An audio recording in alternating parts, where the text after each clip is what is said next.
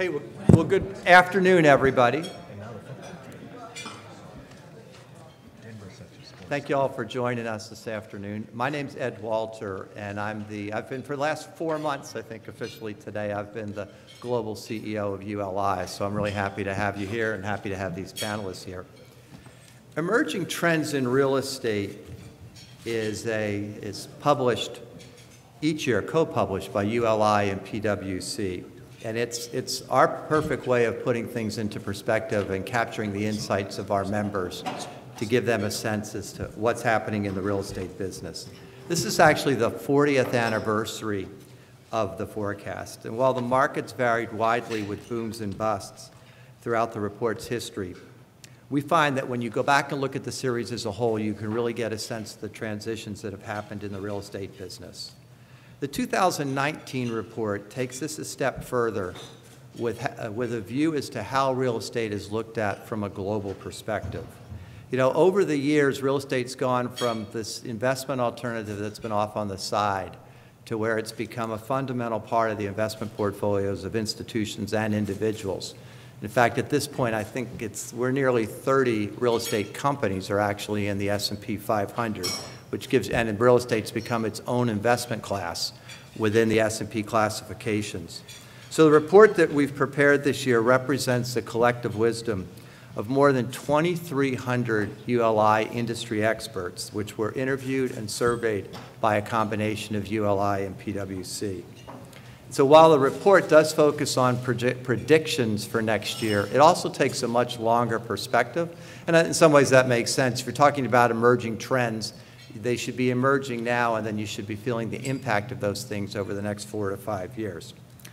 So without further comment, let me introduce our panelists. First, Andy Warren, the Director of Real Estate Research for PwC, is going to go through a quick 15 to 20 minutes to give you an overview of the report so you get a sense of what the report's concluded.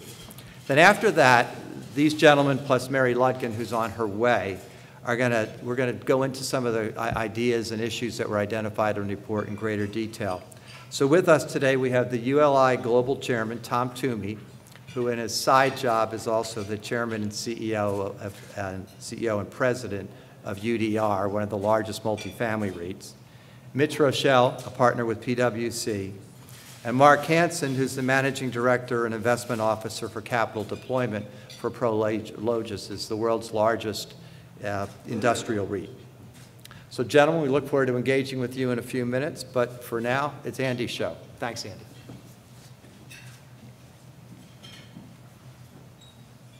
Yep.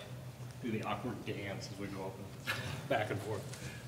Well, thanks, Ed. You did a great job of setting that up, and we'll get right into the trend so that you can then kind of get the perspective of the panel as we get to talk about what's going on in the market. So get this. There we go. Ed kind of covered that. 40th year, really excited about that. Show of hands, who in this room is under 40? Okay, so we are definitely skewing. And Tom, you're throwing off the average completely. so you know, again, 40 years seems like a long time, but when you look back at it, and as we looked at things, so it was very interesting to see kind of those people who answered the survey, kind of what their perspective was on the 40 years. And you know, real estate as an asset class has matured, as you know, Ed laid out. It's a whole different world than it was 40 years ago. We asked people, what do you think has changed the most in the last 40 years? And no surprise, the global financial crisis was the number one thing that people, you know, thought influenced the market in the previous 40 years. And that didn't matter, you know, kind of whether they were in the industry for 10 years or 40 years. Had a few S&L crises in there. But really what struck me, and it kind of goes along with that mature asset class, was this kind of asset class acceptance. U.S. real estate now is an accepted investment around the globe, people coming in. And then it's also, the REITs allowed people to invest, you know, on an individual level. They can buy into a company, they get part of the real estate. So that really increased how people wanted to be in this asset class and the ability to do so. And then finally, you know, from a research perspective, information availability has transformed significantly. Over 40 years, It's transformed significantly over 20 years, and even the last 10 years. There's just so much more information available and transparent. So a lot of those things are going on. We then asked, you know, what do you think is going to happen in the next 40 years? And we kind of see a building on that. Technology, which we introduced in the previous 40 years, it's the implementation. So we see driverless cars.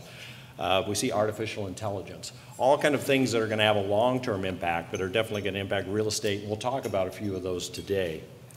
One that kind of continues to go is this retail transformation, which was also on the last as a change for 40 years. And it really is a culmination of several trends kind of all coming together.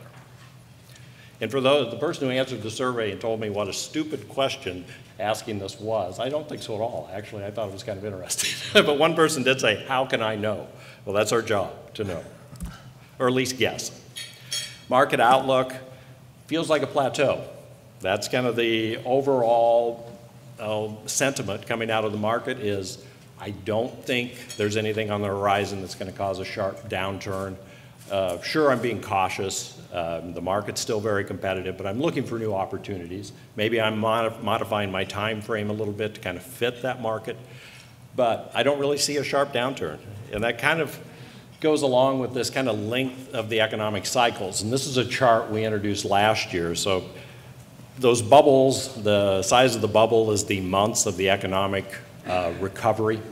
And you can kind of see the record at 120 months. The red ball there to the far left was last year, or is the one that we're currently at. And you can kind of see compared to last year, not only has it gotten a little bigger because we've added another year to it, but it's also gone up a little bit. So we're actually seeing more activity than we thought. So the days of lamenting, sure, we're in a recovery, but it's not as fast as it used to be, may be over. And nobody really thinks that we necessarily have to end the economic expansion because we hit 121 months. You know, you think of the image of the 121 months. Is that going to be like the ball coming down in Times Square with economists all down on the bottom getting ready to cheer and celebrate when we hit 121? And then we're over? Does it just end? I think it's going to go on. And we look at economic expansions around the globe. You know, even if we get to 121 months and set the record, we're still about 8 years behind moving into the top 5 behind Canada. And then we're 18 years behind Australia, which I worry about the broadcasters' jinx. If we start talking about this now, are we going to send Australia into some type of recession? But it just shows that if you don't have those imbalances, you know, the economic cycle can continue for many years. Expectations for profitability. If this doesn't say plateau, nothing does. Point out the change in there. We got about 4 people who didn't pick poor for their outlook this year compared to last year, and that's really about it. A little bit of a change in the good, excellent stayed the same. People still feel good about the market going into 2019. So last year we advocated we're going to have to stop asking that question about what inning are we in, because people were tired of it. It has the feeling that if you say 9 innings, it has to end at that point. So we're not going to stop asking the question because nobody else did. But you can still look at this, but put it in perspective. We're going to change the measure. We're going to look at the longest baseball game in history, 25 innings. 1984. Now, hopefully 1984 was before they implemented that rule where they stopped selling alcohol after the 7th inning, because otherwise that's 18 innings of baseball without beer. So think about that. That's a long recovery. So first trends, intensifying transformation, easing into the future, and amenities gone wild. And these 3 kind of fit together as we look at where the tenants are going to come from, how we're going to meet their needs, and just what size is the real estate market going to be over the next, 2019 and on, because this is a little longer reaching trend. First of all, look at GDP growth. Sure, we talked about it slower, and it has been slower, 2010 to 2018. That black line there shows 2.3% growth, but in theory, GDP growth has been slowing each decade since the 60s. And 2.3% now is kind of above, obviously, the 2000s when we had the global financial crisis. But the forecast is for 2%. So we're kind of in that range. But I think what stands out here is the contribution to GDP. And it's consumption is literally the same as it's been the last 20 years. So we're not seeing a change there. A little slower business investment, does that change the type of real estate that we see?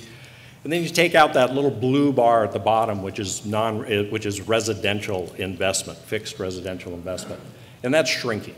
So we're seeing a little less spending on housing kind of going forward. Does that stabilize the economy? It may, as we kind of look at this. So we're going to remain a consumption-oriented economy with some input from business investment. Employment. So who's going to be occupying these real estate spaces, the offices and the retail stores and everything there? And this looks again kind of at employment. And I mentioned, it kind of slipped under the radar, but we've created 19 million jobs since 2010, since the recovery started. So, not as much of a jobless recovery as maybe we've talked about before, because that's right up there with what we saw in the 80s, very similar to what we saw in the 70s, and actually more jobs than we saw created in the 60s. Now, going forward, everyone we talk to and every source you look at is forecasting a sharp decrease in employment. So total employment, maybe it's going to grow half as fast in the next 10 years. But when you look at that green kind of part of the bar there, that's office using employment. Very similar to what we've seen over the last 20 years, a little less than we saw in the 90s, but very similar to previous decades. So we're going to see office using employment growth. Part of the whole transformation from a manufacturing economy to a service economy is continuing to grow. Blue bar is construction, about even. So we are, even though spending on housing may not contribute as much to GDP, we're still going to be building houses, we're still going to be building commercial real estate. The little red box there is labor force participation. And that's the one that's kind of taking a sharp drop.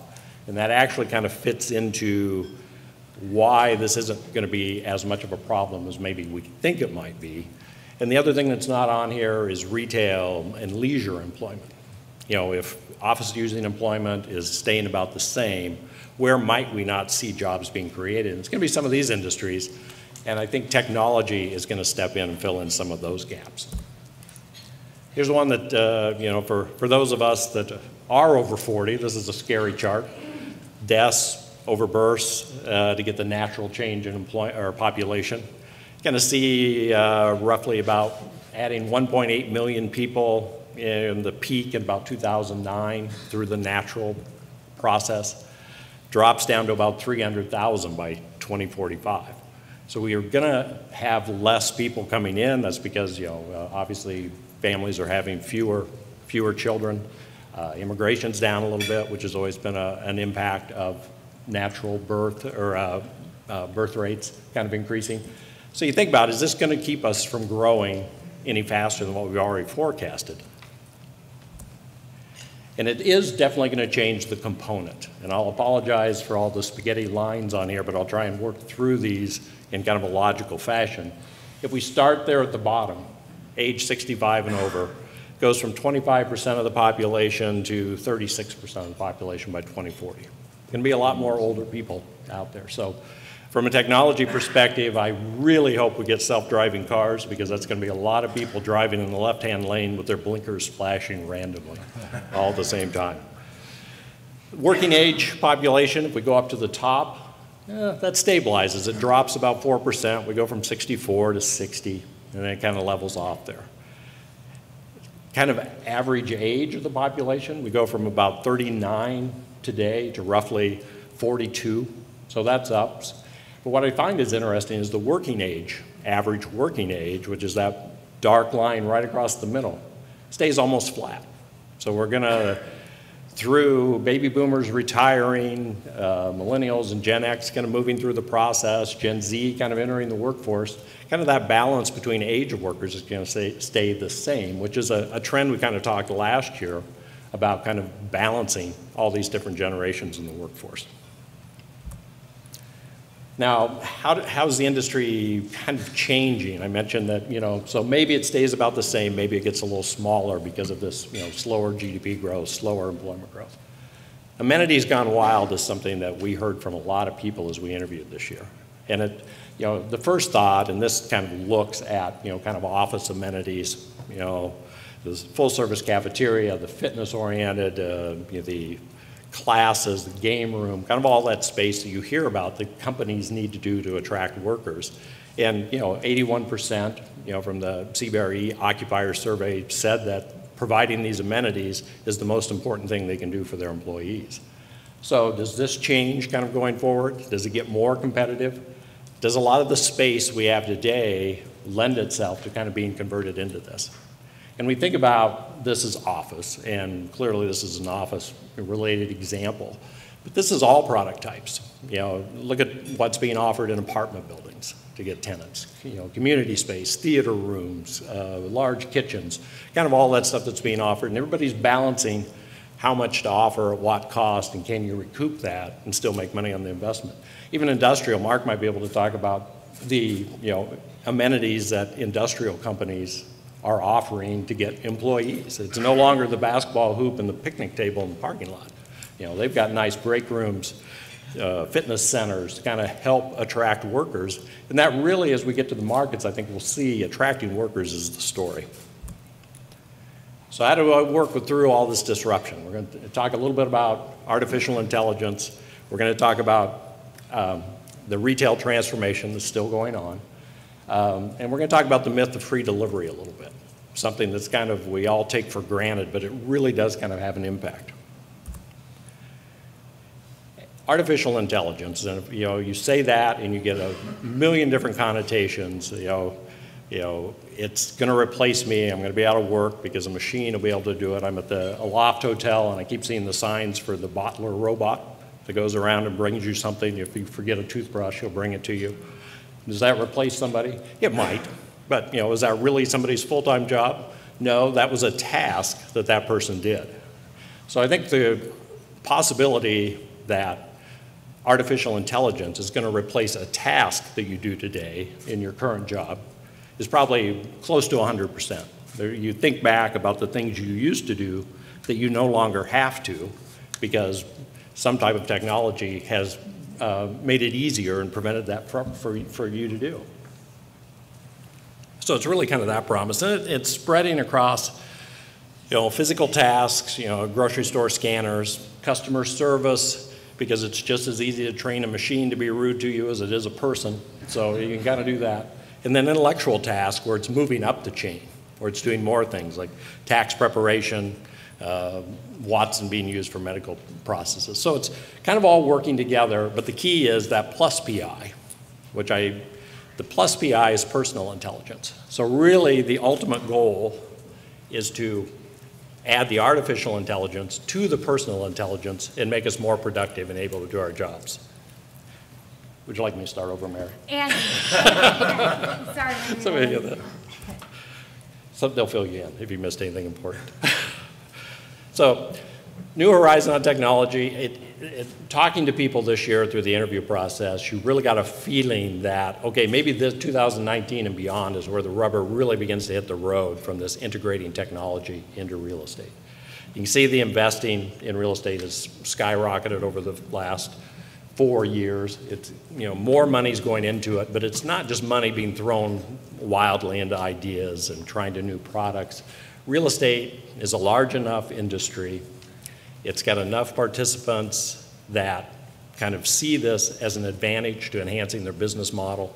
And then let's be honest, there's a lot of different components from financing, property management, asset management, leasing, all of that needs to be done that a technology piece might fit in there. So it's very attractive to that, and I think this is the year where we begin to see more and more of it implemented. And as I mentioned, there are a lot of smart organizations investing heavily into that idea. Kind of pivoting towards a new horizon, and this will go back a little bit in the ET history just to show how easy it is to maybe miss this. In 2004, we asked the audience about what they thought technology might do to the retail industry or demand for retail space, and 70% of the respondents felt that technology would have no impact on retail demand. Well, is that right?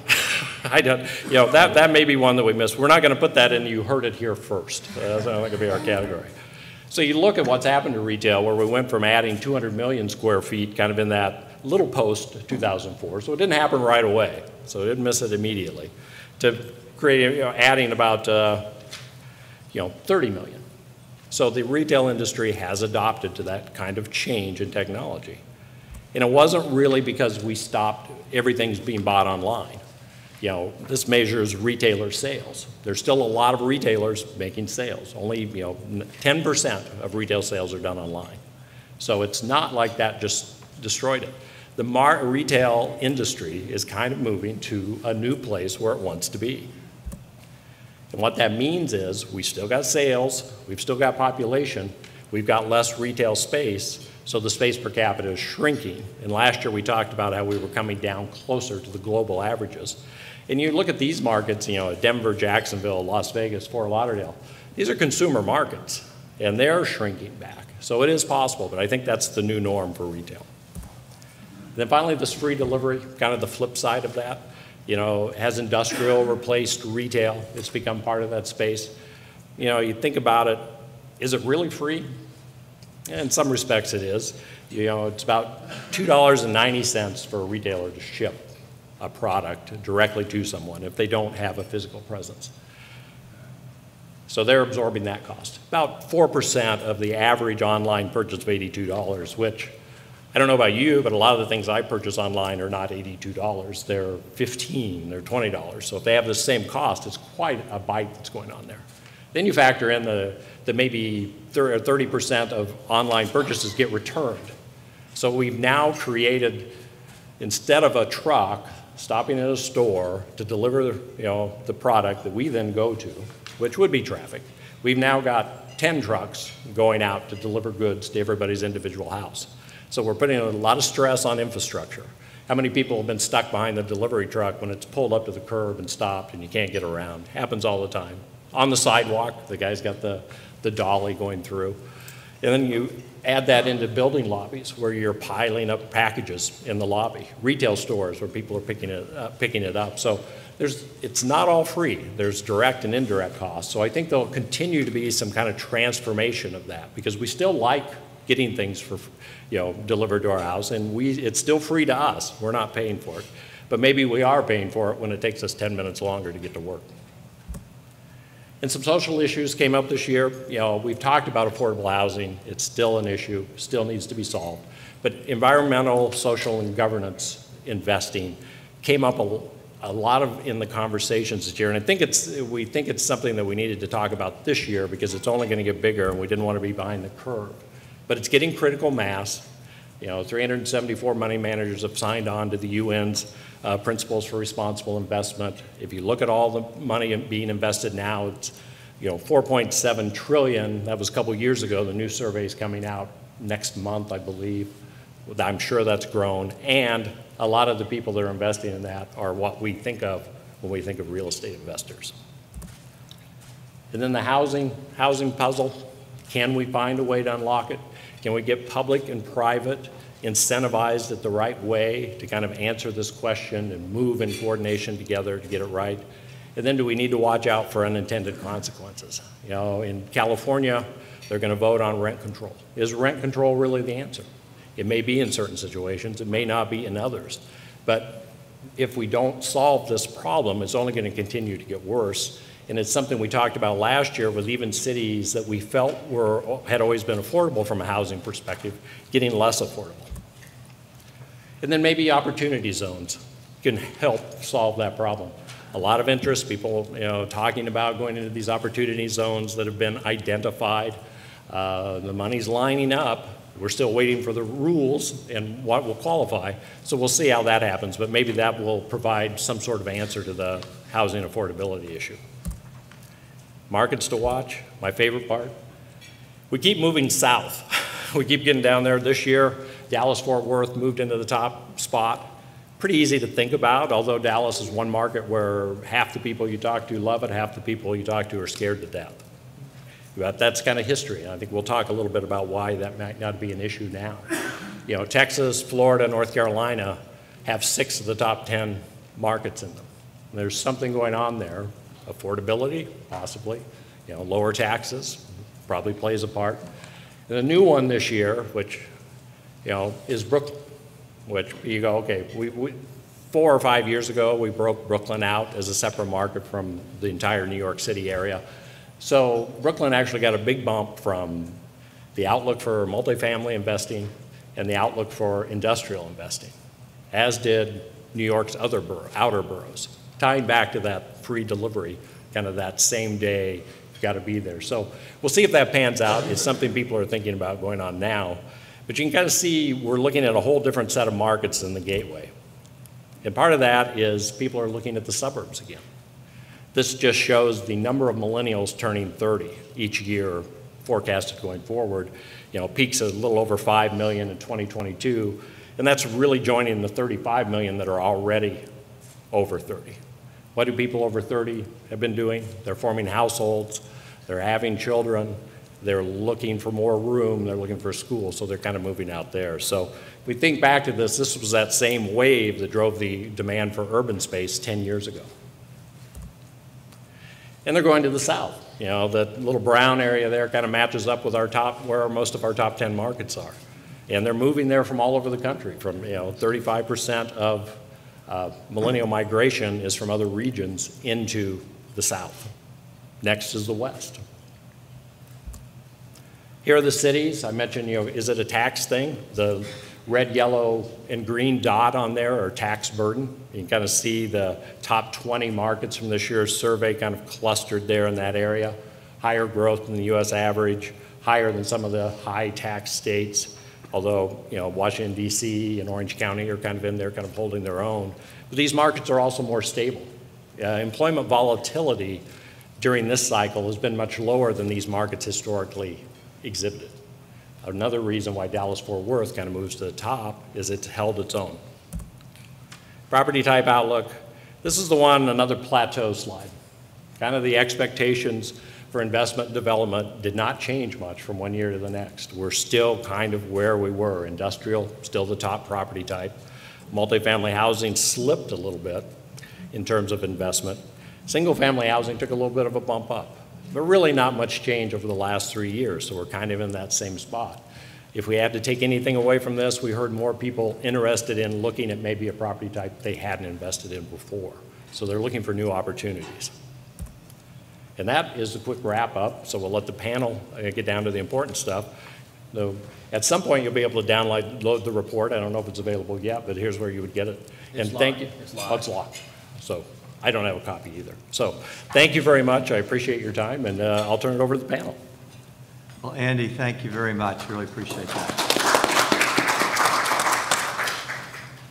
So now let's get a little commentary from our esteemed group of panelists here, and I will introduce our latest arriving panelist, Mary Ludgin.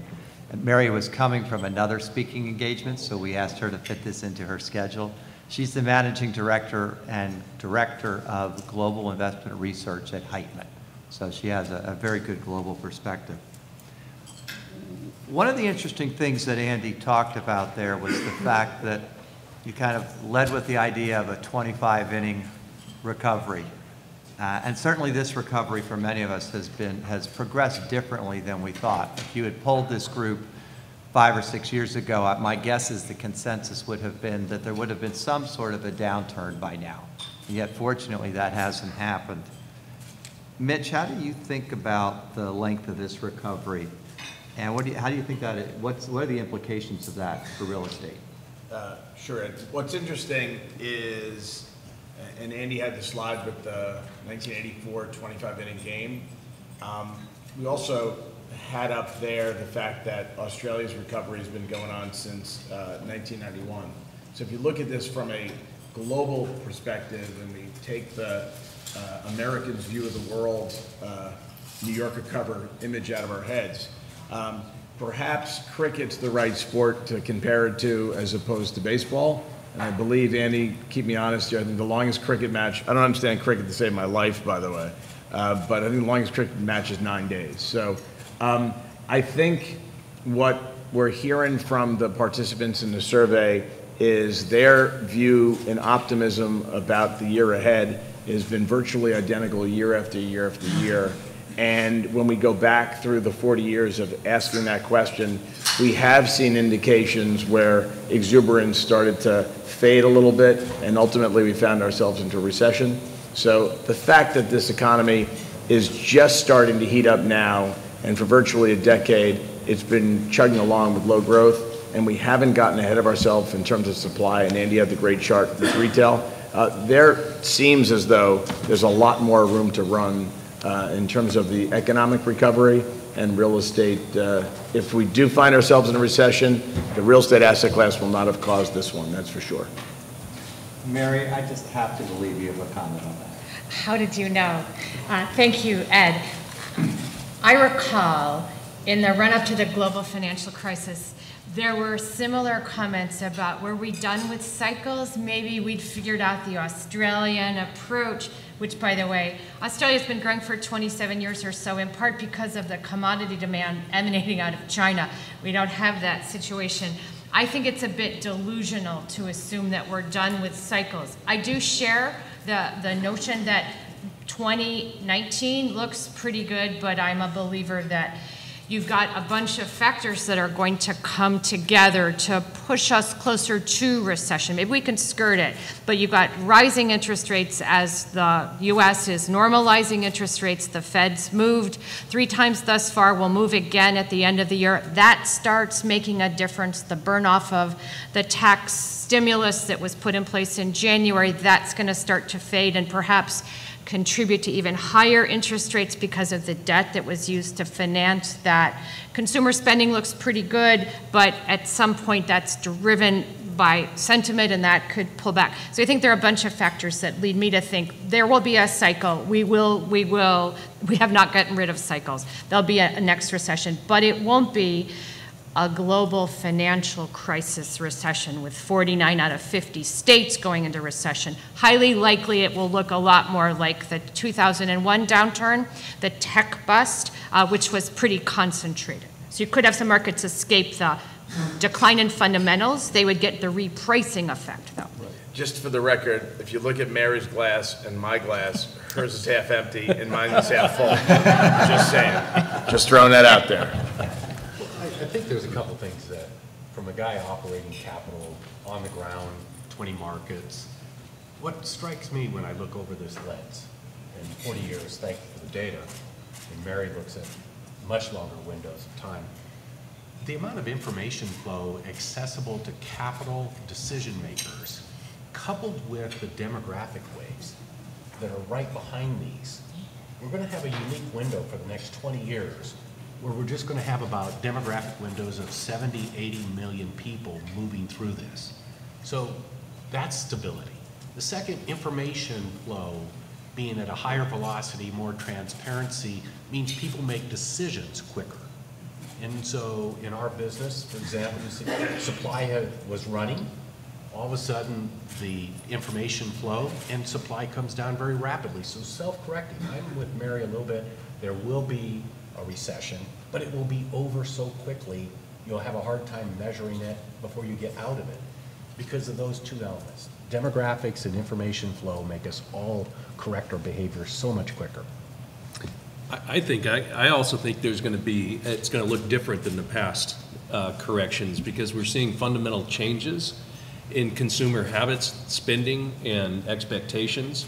So in today's world, you're not going to sit around and wait for that service provider to come, plumber or an electrician, to say, I'll be there between 9:30 and 5. You're going to expect for them to be there at a time that is going to change how their businesses are run. And so successful companies across the board, different companies are going to see different levels of pain when change does happen. And those that are looking at their, for us in properties, looking at future-proofing our properties, and businesses looking at how to prepare by being the best they can be in the market, they're going to make a big impact on how they succeed through changing times. Things you guys might do next year is when you say technology investment, where are we spending our money on technology? How much of it's customer interface? How much of it's on security? Right. Scary, Tom, the latter part, because we looked at that a couple of years ago, was very low in spending. And we had a complimentary PwC survey, and we asked CEOs of privately held businesses if they wanted to prioritize spend towards tech security. 71% of them said no. So that was a couple of years ago. My guess is that perspective is changing a little bit. Although Two of the issues that were highlighted by our respondents, the two big economic issues, were job income growth, which job growth has been relatively solid, income growth has not been that strong, and shortage of qualified labor. I know from interactions I've had with people in the business is that the shortage of labor is translating into challenges on the construction cost side for sure. And I think we're seeing some signs of it even locally, that in certain markets or certain sectors like hotels, it's starting to be an issue too. Tom, what are you seeing in terms of construction costs in the multifamily world? Well, I mean, it's not just labor, it's materials as well. And it's arising throughout all the markets that we operate in. And, you know, the highest markets, cost structure-wise, as a percentage, is you saw the hot markets right there. That's where the highest demand is, in Dallas, Denver, where costs have risen double digits for 3 years running. Do we believe it's going to subside? Probably not. And it's not just the labor component, it is materials. Mark, you guys, more markets? Oh, yeah, for sure. On the construction side, there's a labor shortage. I think we lost a lot of people in the Great Recession that went out of the trades, and that does impact not only schedules, but obviously costs too. I think there's been a recovery in the subcontractor world to the degree where they can basically, if they know their business and they have the people, they have full employment. They can have as many jobs as they'd like. We've seen across the board increases. You mentioned the other markets that, of course, we've seen, but I heard a statistic that you know, some multifamily housing projects in the San Francisco Bay Area have just been put on ice because the construction costs in San Francisco, for instance, for that product was up 25% in the last 18 months. Those are huge numbers. When you're getting a project entitled and then you're looking to build and you suddenly have that kind of a hit, your pro forma doesn't work. So it has been impactful. It resonates across the board, from land values to how you can you know, what your projects are going to return. The counter side of that is it's going to reduce supply. Exactly. Mm-hmm. Sure. And so if the demand curve doesn't take a dive, we should see continued growth in the space for years to come. I mean, the supply is artificially been pushed down by this element. Right, but the flip side of that is if you get into this, we can't create new product, demand is there, it's driving up price, then affordability, regardless of asset class, becomes the equilibrium that keeps the market in check. And this information flow, Yeah. you know, it's keeping in the market in balance. And for us, when you talk about income growth, I mean, as important as income growth obviously is employment, and we're seeing some of the best employment numbers since I can remember. And that drives, in our space, drives a strong demand for logistics space, which we've continued to see at very, very strong rates. We have historic low vacancies, and there's higher demand than we've ever seen for logistics with the changes in consumer spending and e-commerce.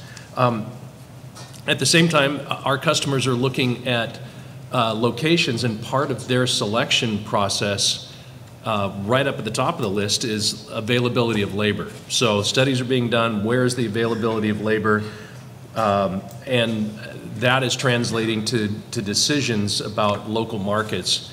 And for us, labor availability in the logistics side, just like in the construction side, is critical for us. So we've actually have a community workforce initiative that we've started in looking at how we can work with our customers, with communities, and workforce development groups to actually encourage, as early as high school, folks to look at logistics job placements, doing internships.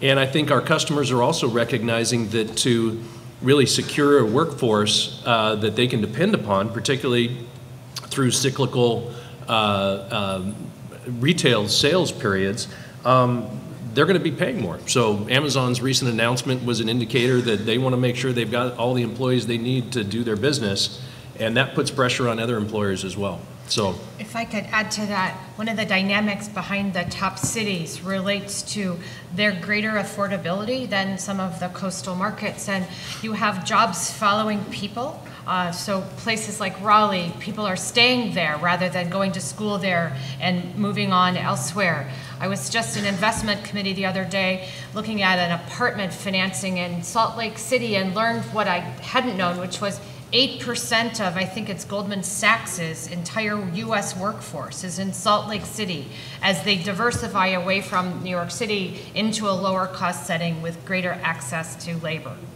And the cost of doing business in Salt Lake, this is like from a year ago when it was like our #3 city in emerging trends, was 87% of the national average cost of doing business. Not for long. Yeah. Well, it's not in the top 10 anymore because I think the herd chased itself over there. And Well, and Yeah, we're smaller not buying in markets can Salt get Lake, we're lending in overwhelmed more Salt Lake. quickly too, right. One of the things that Andy highlighted was some data around the retail sector. And I think, one of the comments that is in the report is that it's not, what was the line, it's not that there's too much space, it's just under demolished, I think was the quote, which I've heard from a few of our friends in that business. Mary, as you look at the retail sector, how do you think about that in terms of consumer preferences, and how do you guys look at that space? First, we need to come up with a nuanced view of retail. The perspective on it over the last couple of years has been universally negative. We're all shopping online. We're only going to shop online. Retail is dead. I have a chart that's in my standard presentations with all sorts of headlines. Retail may not be dead, but it is in a coffin, that kind of stuff. That's a little extreme. So if I had a chart up here, I would be showing you a graphic that depicts the vacancy rate for those centers, be they open air or regional mall, that have vacancy of 20% or more. That totaled to 46% as of the second quarter using CoStar data. Those are the dead men walking centers. They're the ones that will not be retail at some point in the future because we are under demolished. Contrast that with those centers that have an average vacancy of 20% or less, and their vacancy tallies to 2-point-something percent, 2.3. Here, I know it, 2.3%. So you've got this differentiation, first of all. You've got the recognition by retailers that were starting online and thought they could execute in an online-only format, only to run into those costs that Andy was itemizing that relate to, in order for me to buy online at a point in life where not everything fits, I need free delivery, free returns, right? That's expensive for the retailer. What I don't think retailers have fully accounted for as well in the online-only world is it's gotten more expensive to advertise, to get the customers to begin with. Used to be there were lots of loss leaders by the various search engines, and now that costs more. So you've got companies that announced they were never going to open a store, retailers serving millennials and others that have opened stores. They haven't opened a lot, but they're opening stores. The store is not dead, but a lot of them are. How about that? Mark, your world's the one that sort of benefited from these transitions. What's your Secret's outlook? out. Yeah, it's interesting. So first off, I think that retailers have recognized more than anything that e-commerce is a core capability that they have to have. It's not enough just to have your store and your sticks and bricks that people come in and buy their stuff from you. You need to have a very strong presence in e-commerce. And that has really increased the intensity of use in our warehouses. That takes 3 times as many square feet to deliver online than it does to have the sticks and bricks store side. So it's really intensified the use, and that's because the services that are being offered to customers by getting them product that they order online were largely being taken up in their regional stores or in their local stores. So that has transferred into 20% of the leasing activity in the industrial world, the logistics warehouse world, in e-commerce. And we continue to see the e-commerce sales doubling every 5 to 7 years. So it's still in its infancy. We recognize that it's going to continue to grow in a big way.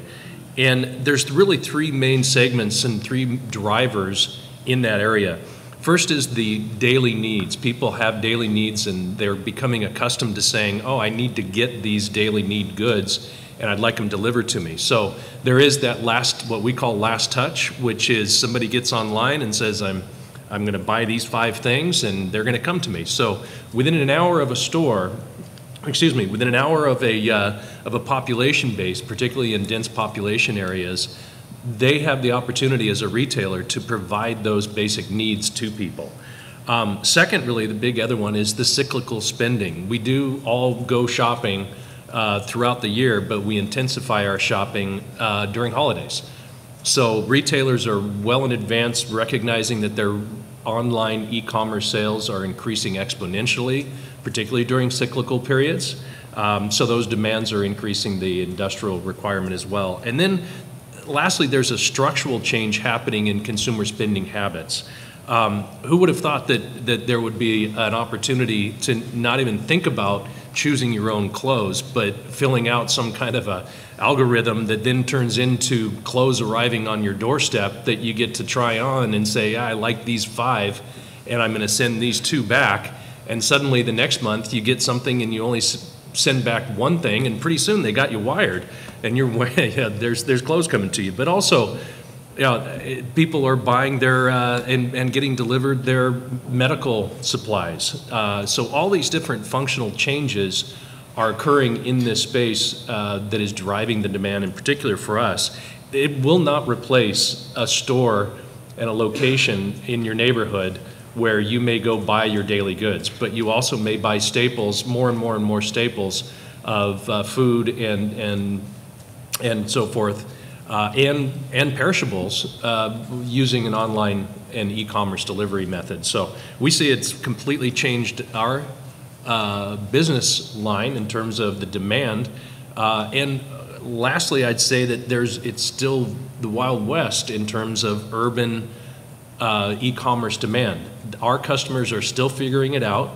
Our tagline today is ahead of what's next, and by that we mean we want to be there with our customers as we are discovering whether or not it is the need for what has been termed shade and shelter in an urban setting, which is really just a place to have a bunch of delivery vehicles go and pick stuff up and get it out, or do they need a very, very highly mechanized, expensive warehouse where a much larger spot that both moves goods across the floor, but also is the location for their fleet, that they can store their fleet and they can have a very large fleet. So it's still evolving, and we're right there with our customers. We have over 5,000 customers, and we're constantly working with them to understand what their needs are. And every one of those customers are in some way, shape, or form having their business models affected by technology and consumer demands that are changing. I just need to add, as good as the prospects are in the logistics sector, Mark has portrayed it really well.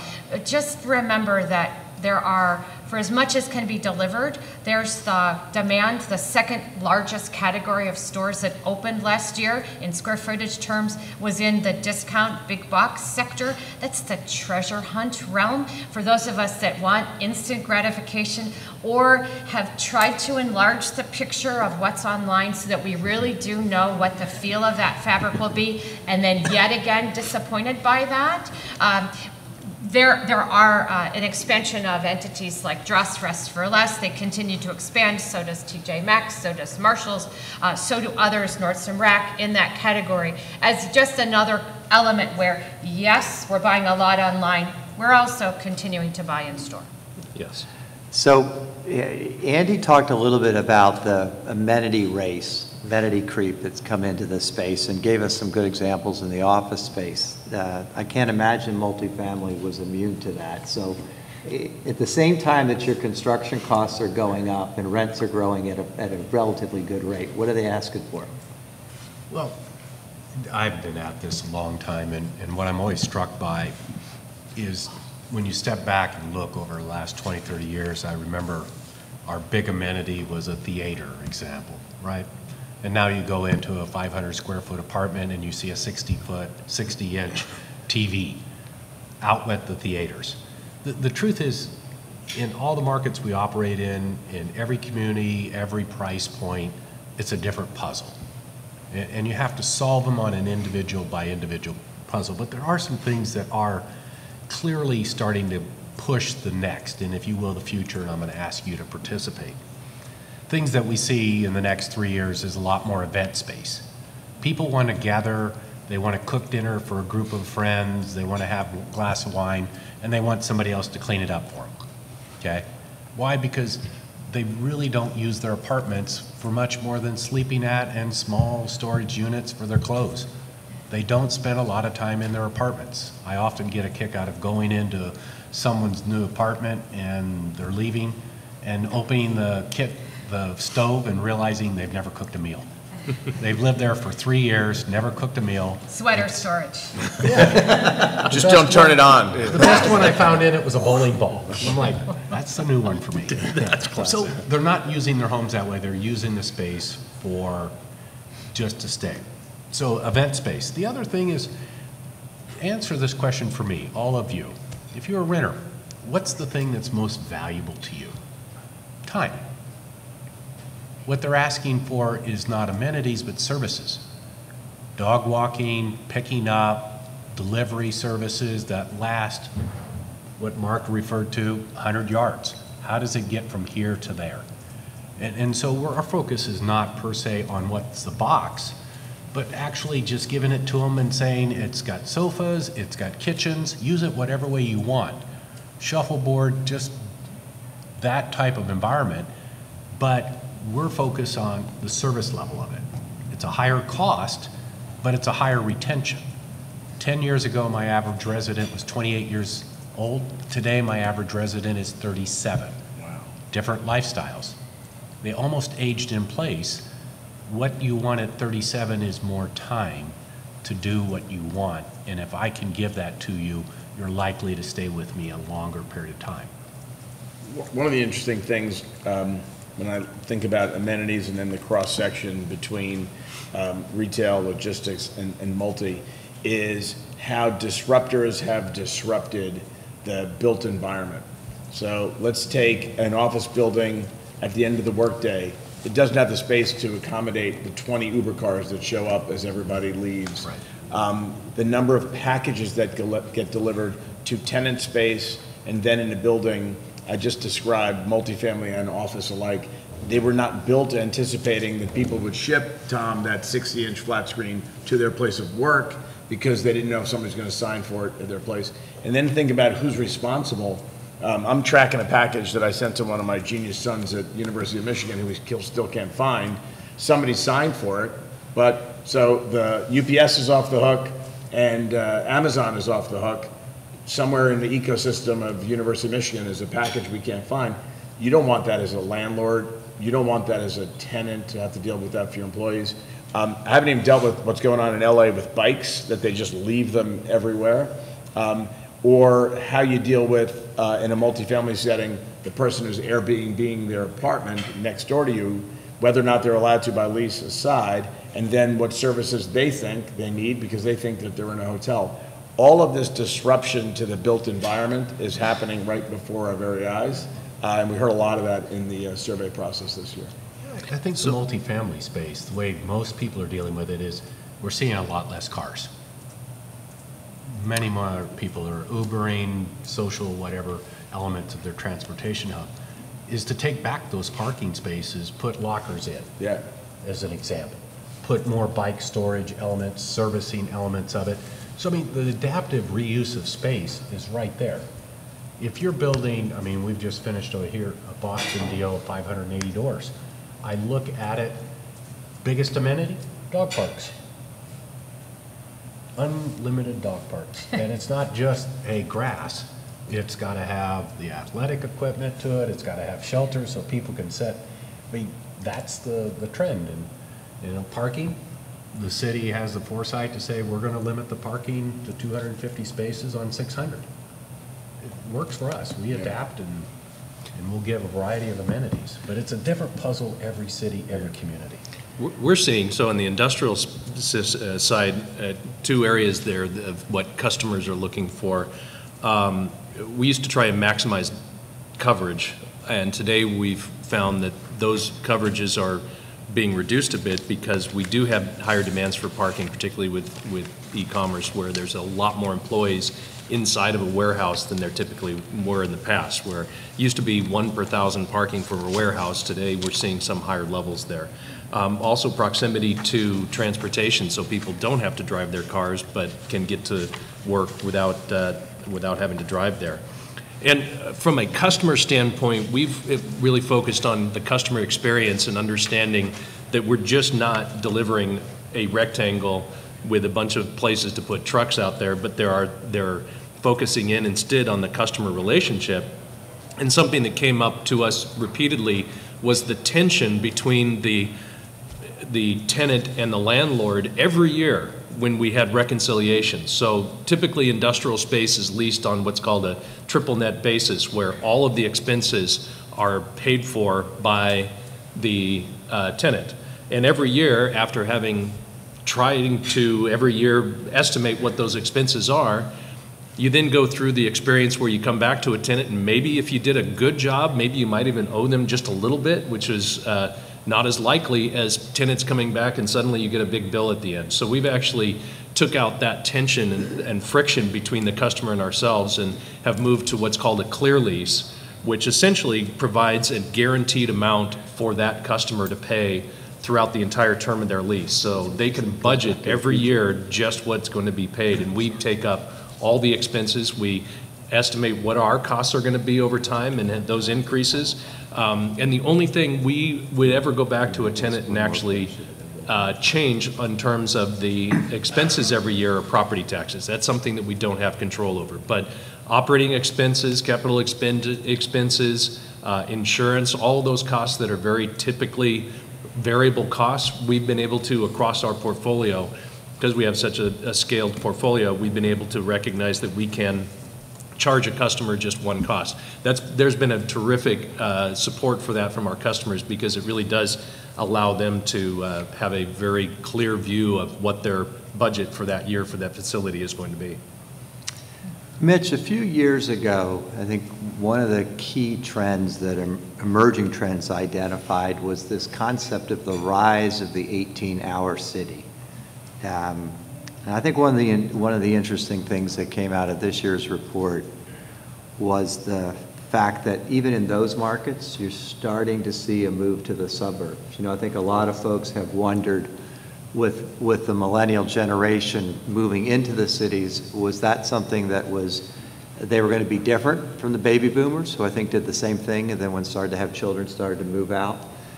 How do you look at that issue? Yeah, just a little historical perspective. So some folks who are actually in this room as part of the PwC ULI team, we were observing this trend that was happening where the big coastal cities, which Emerging Trends had sort of coined the expression 24-hour cities, were no longer popular with investors, and we were trying to figure out what these cities had in common, and we decided in the conference room that they were 18-hour cities. We'll take credit, at least for purposes of this room and in front of the media. This one's on the record, people. We coined the expression 18-hour city, but that trend has continued, and it's sustainable and it's durable. But what's happening, and I don't like to overly generalize about millennials because then I get hate in social media from millennials for doing that. But they are, in fact, getting older. Andy showed slides on demographics. Tom, you referenced demographics. And as they age, they begin to start thinking about where do they want to start a family? Do they want to do it in an urban setting? And they're following in the footsteps of the baby boomers who moved to the suburbs. That's actually a trend we talked about 2 years ago. But what's interesting, what we observed this year, is that form of suburb isn't the traditional stereotypical form of suburb that we perhaps grew up in our environments. It's either a hybrid urban suburb, it's way more walkable, it's less car dependent in general. So the suburbs are this 2.0 or 3.0 version of the suburbs, and we're starting to see that where even in the city itself or in the boundaries of the city proper, there's a suburban kind of feel. But what's interesting, I'd say it's the highest common denominator in these instances, is education becomes very, very important. So they tend to, and then park, open space, cultural, could be a movie theater, but something where there's opportunities for the kids to play or after school. So you're finding charter schools coming into communities. You're finding new schools being opened up by some municipalities. But I would say the number one issue at the end of the day for new families when they're making decisions on where to live is the education of their children. Not surprising. Mary, is this a trend you guys have spotted too? Well, first, Mitch, not to be obnoxious, but I can't help it. There are very few 24-hour cities globally. There's Hong Kong, there's New York City, right? So I believe I can pull out a document I wrote 25 years ago that said 18 hours, really, that's what we're going for. So we're going to give Mary, for the record, we had nothing to do with it. It was all Mary. I want this license to the 16. I could see this coming. Second, I do think that there are parallels that millennials they'll look like the boomers on some dimensions, but with twists that relate to the different time in which they've been raised, that their cultural, their paradigm is different, but there are likely going to be some parallels. So absolutely, you had boomers that were early in coming into cities. They pioneered in them in places where the only grocery store was the 7-Eleven or the equivalent. And then there were enough boomers to make these inner city locations, center city locations in Chicago and Philly and Boston and New York and Seattle and San Francisco. There were enough of them to broaden the array of offerings, and it made it enticing for older generations and younger generations still.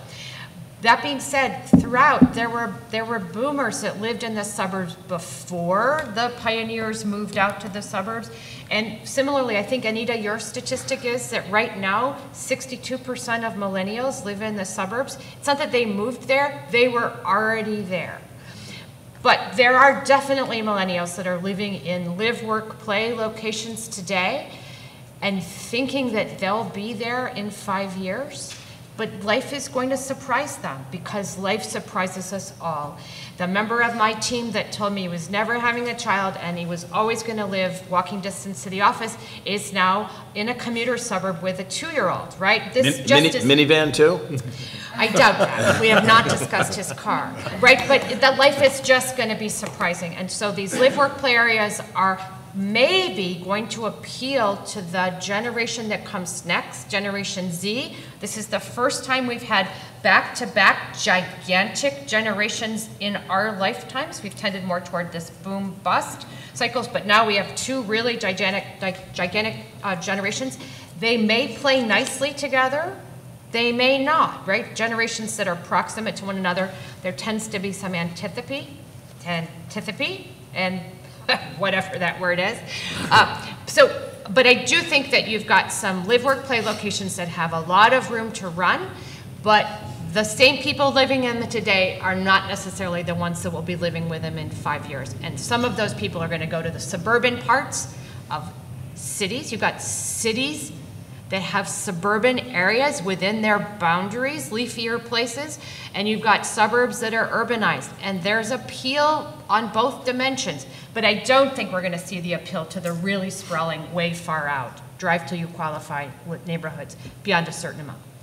I mean, you're also seeing all of us live in different cities, operate in different cities. The cities are evolving. Mm-hmm. I mean, New York, Highline. How many other cities have you seen saying, we want to do that? And so they're really adapting themselves. But there's elements of that. Tampa, for example, which is number 10 in our rankings, looked at a waterfront, looked at San Antonio at a river and said, we want to do that, and they did it. And look at the economic growth in Tampa as a result. So, I mean, to think that everybody's going to stay static is false. Right. And so if the urban cities that are there today take back enough space, put in parks, education systems, who says they're going to lose? The suburbs are competing directly against them. What's going to win is the cities that have the foresight to plan ahead and build an economic base that means they can adapt and bring a workforce and educate a workforce and a lifestyle. Those are going to be the winners. And what you have is a lot of those cities that are in the top 20 weren't on the map 20 years ago, but they've learned and grown.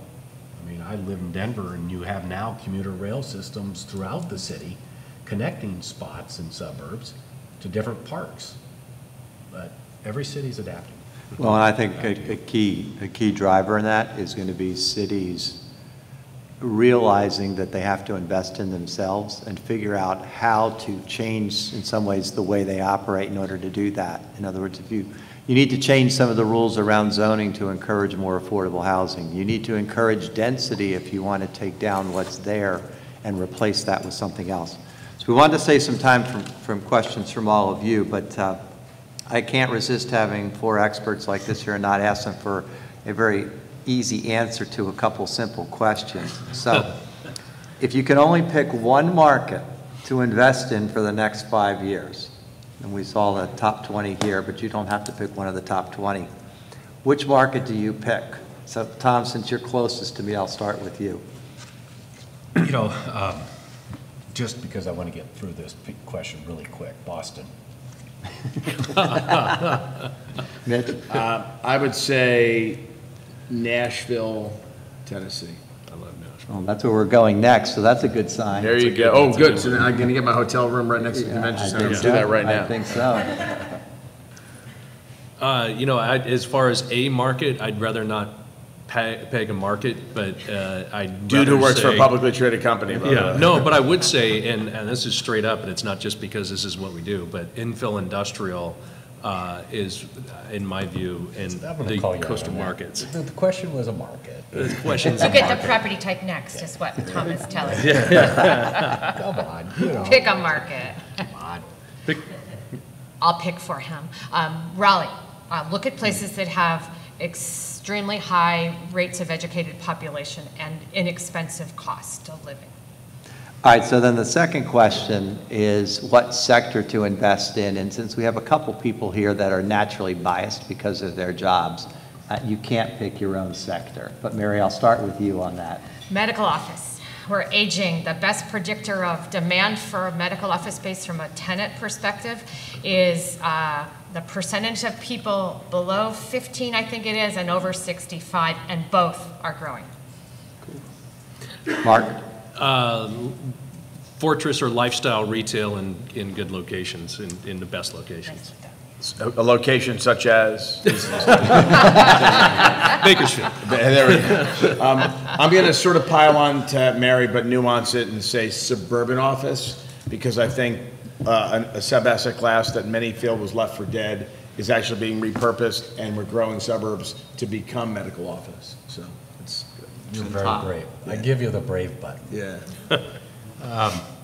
I said cell towers.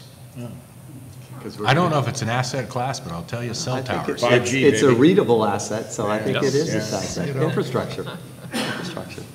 All right, well, first of all, thank you all for this part. Now let's see what questions we have from the audience. And there's a microphone back there to help. Hi, Tim Logan with the Boston Globe. Since we're here, and Boston is a little unlike the other cities in your top 10 in that it's expensive and pretty mature market. And you talk a lot about the impact of rising costs, right, on the development climate, on investment. Why, I guess, yeah, why is Boston in the top 10? Yeah, let me take that quick and let the others respond as well. Mary nailed it when she talked about Raleigh. It's the massive concentration of talent coming out of colleges and universities that have the skills that the workforce demands for the next generation. If you look at other cities that are in the top 10, the Austins, the Nashvilles, they all have that in common, but Boston's got that in spades. It's a combination of high educated workforce that's readily available, drawing capital, and capital builds a lot of buildings. I mean, you have all the dynamics here, and the other markets in the top 10 are pretty darn close. I mean, Nashville, you wouldn't think of it, but it's Vanderbilt, right down the road. Hi, I've got a question. It's not a well thought out one, so it's coming out of left field, actually. I've watched the self-storage market really gain momentum over the last few years, and then based on some of the things you said, some of the things from a demographic standpoint with millennials and a lot of people just shedding their things. So when is that asset class going to crash, and, or is it going to? And it would seem to me that that would be something that would have limited momentum for X amount of years, and with the, people getting rid of their stuff is what I'm thinking. So I don't know. Like I said, I can give you the survey response answer and then let them respond. What's interesting is we're actually accumulating more stuff. This is what we heard from the participants in the survey, because it's so easy to buy stuff. And a box shows up every day, and that stuff doesn't necessarily displace old stuff, it's just new stuff. So this asset class may not be big enough to get the attention it deserves perhaps in emerging trends, but there seemed to be enthusiasm for it because of all the stuff we're buying. Stuff that comes from his warehouses goes into your house. And there's really, there's two parts to that whole business. And one is just people's desire to hold on to stuff. So even in a downturn, they can actually do better. Their occupancy rates in those can actually go up during a downturn because people are maybe being forced out of a home or downsizing, but they just as soon pay 5 times as much as that one product cost and keep it than to go get rid of it and then buy it again. So that's just a natural trend that happens. But then also businesses are a big part of that business. So for local businesses, using a storage space is basically like having a small warehouse. So proximity to high density population densities continues to drive the demand on public storage. So if I could pile on, we've been investing in the sector since 1996, the positive comments that have been made are all true. Millennials are on record as saying experiences over stuff, but in reality, they use more storage per capita than other generations, and I think that relates to the size of the places where they're living, among other things. The dynamic about storage is not on the demand side, which is extremely favorable, it's the supply side. This was a sector that was difficult to build historically. Municipalities still don't like it. They'd much prefer to have a retailer in the spot that the storage entity wants to be in, but we've had a long expansion. Over that period, sites have been assembled and they've been developed. So you've seen more supply than demand can keep up with in certain locations, and that's put the REITs in the storage space under pressure because their rate of revenue growth has come down.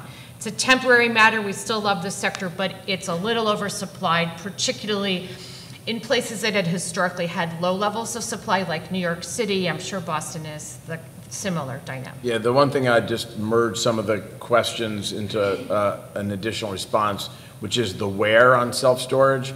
It's the same place. It's these college-oriented towns, because you have the double whammy demand. You have the people who graduated from college finding their first place to live, may have stuff, and then you have the seasonal volume, which is college kids, and I know it well, at the end of the semester have to dump their stuff there for the summer because their parents don't want to see it again. That's the sub place that there seems to be a lot of demand for self-storage. I'm Catherine Carlock from the Boston Business Journal, and we haven't really talked about transportation really, but I'm curious, you're seeing so much new transit-oriented development, and that always is kind of the buzzword, but also in many of these big cities, just kind of crumbling transit infrastructure. And so I'm wondering what y'all's thoughts are on if you're seeing almost a necessity for real estate developers and real estate to be investing in that infrastructure and the importance of that as you're trying to get to these live, work, play type dynamics. Yeah, go on. I can answer that. I absolutely think that developers need to play a big part in that. That's a wave of the future in all cities, that we do have needs on a transportation side, and by encouraging new development around transit centers, around using public transportation, there's a give and take there. I mean, you create CFDs, you create ways of actually financing investments, but you also encourage public-private partnerships or public-private agreements in a way where by creating the value, and I've said this before to cities, there's a term that's used, it's called value capture, where a city wants suggest that by approving something, they're going to get something back and they're going to capture the value. I really encourage them to use the term value creation, and together you create the value and you share in the upside of it. So yes, developers have a very strategic role in not only helping the communities, but helping guide the communities, and also taking incremental steps towards bettering that structure and not waiting around to develop something until everything's figured out. You take incremental steps that will not keep you from going backwards, but continue to push you forward. Yeah, the one thing I would just pile on, because Andy didn't mention it and the report doesn't really talk about it, we leave infrastructure out of emerging trends just because there's sibling publications that exist in the ULI ecosystem that deal with infrastructure. So don't think that we didn't talk about it. It's not something that every single real estate person we talk to talks about. So it's highly important. And when we talk to the fund managers who amass billions and billions of dollars of capital, every one of them, almost without exception, has an infrastructure fund that sits right next to the real estate fund people. So there's a tremendous amount of linkage. It's just that the returns on infrastructure are much different than the terms on real estate from an investment horizon perspective, from a current coupon perspective. But it's very interesting. There's a tremendous amount of overlap between who the players are in the capital market side of infrastructure from an investor and from a money management perspective. It's interesting to me when you look at your top 20 markets, and Mary's probably very good at this as well, is the cities that are floating to the top, okay, if they don't invest in infrastructure, they're going to be at the bottom really quick. And so think about the ones that are at the top. Boston is floating back up there. 10 years ago made the investment. It's reaping the benefits today of that infrastructure. Cities compete against each other and recognize the need. If they don't put the dollars in, they're going to shrink. They're going to lose people to other cities who are. So it's an arms race in many ways for the cities. And watch this list at 10 years from now for the cities that didn't put in infrastructure. Yeah, and you know what? We've been trying to put our finger, Tom, on why Brooklyn is number 2 when it's been in like 30-something. And what's interesting is New York City, which is where I'm from, if you haven't figured that out already, New York City has woefully underspent on infrastructure, perhaps with the exception of the High Line. Brooklyn has. And look at Long Island City and what's happening there, right? Yeah. 7th line. Yeah. Everybody pops up, and it's easy because they don't want to deal with the city. Right. Well, I can tell you in Washington, D.C., that since 3 of the potential locations for Amazon were in the metro area, that topic of transportation has been huge there because, like so many big cities, it's challenging to get around. I don't think we would have gotten our 3 jurisdictions to approve $500 million a year in funding for our metro if we hadn't had the prospect, if we hadn't had sort of the target of making certain we kept that system alive to satisfy Amazon if they moved to the market. So I think some of it is communities taking advantage of galvanizing events like that to move forward and make the investments that ultimately we all know they have to make. I'd add one more thing, and that is that availability of funds, whether they be federal or state, funds oftentimes come with a matching grant component, and so it really is a partnering structure that can help free up those funds. Good. Any other questions?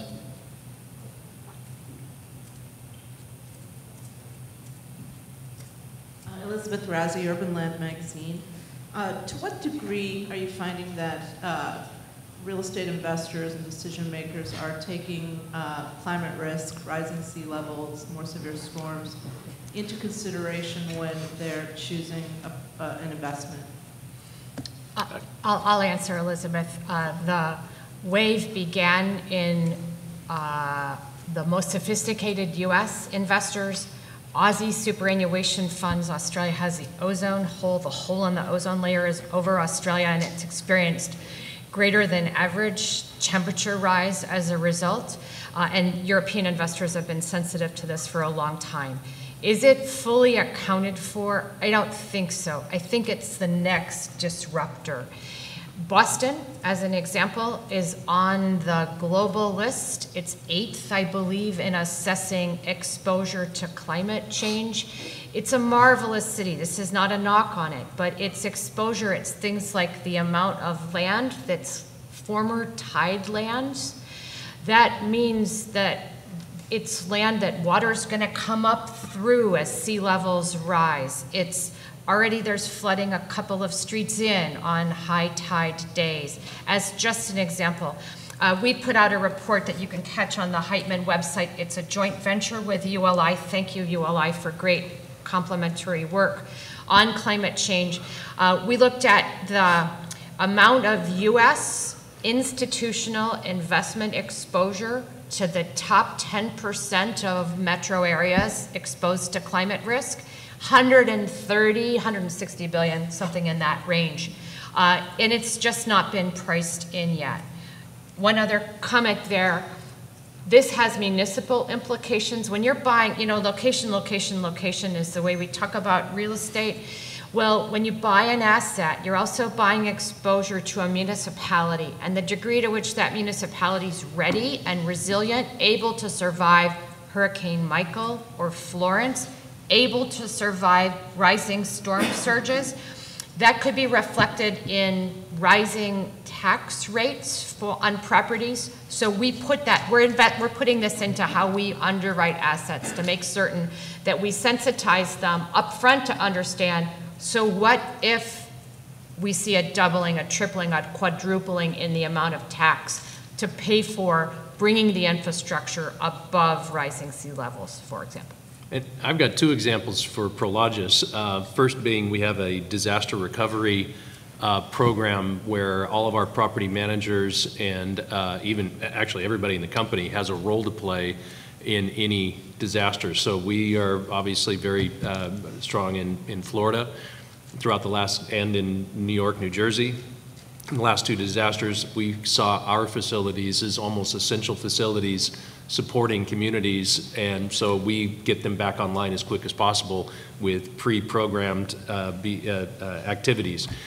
Secondly, when we do new developments in coastal markets in particular, we do look at sea level rise, and on a project like the redevelopment of the Oakland Army Base, we looked at three components. It was pretty crazy. We looked at 100-year flood, we looked at king tide, and we looked at sea level rise. So we built an industrial park, redeveloped an industrial park where in some places we raised the site by 4 feet to get it out of all of those conditions. So 100 years from now, when we looked at what sea level rise may be, that park will still be dry.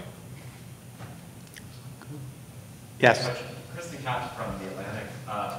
Can you elaborate on the role that Amazon might have played in generating funding for the DC Metro system that you just mentioned, and maybe give any other examples? Yeah, I guess what I meant, I would say what I was trying to convey is that the jurisdictions, that funding for Metro in Washington, D.C. is complicated because you have three different, either two states and one city that's not part of a state, have to agree on the funding. And so over the course of this year, there was an effort made that business pushed and the legislatures got behind to have each of those jurisdictions separately authorize long-term funding that could then be borrowed against in order to fund the improvements that Metro required. So I guess the local comment would be that because the local politicians and citizenry viewed a reasonable opportunity to attract Amazon, we knew that we needed to address that issue in order, if that issue were left undealt with, that would have been a negative in the pursuit of Amazon. Are there other examples you can think of where? I can't tell you what other, I don't know if any other, I'd say that maybe the more general point is cities know that they need to invest in their infrastructure if they're going to continue to grow, and I think you've heard versions of that comment from everyone. And so I think it really just comes down to cities recognizing that and then figuring out the fairest way to effectively raise the money that's required in order to do that. And so I think that's why you've seen a number of different markets invest in different forms of transportation. And sometimes that might even be more, things like bike lanes and things like that, as in an effort to try to both deal with the challenges that infrastructure requires, as well as come up with creative solutions. Well, I think we're at the end of our appointed hour. We really appreciate all of you taking the time to join us. And I think they all have copies of Emerging Trends, right? So enjoy the read. It's a pretty fascinating document. Thanks.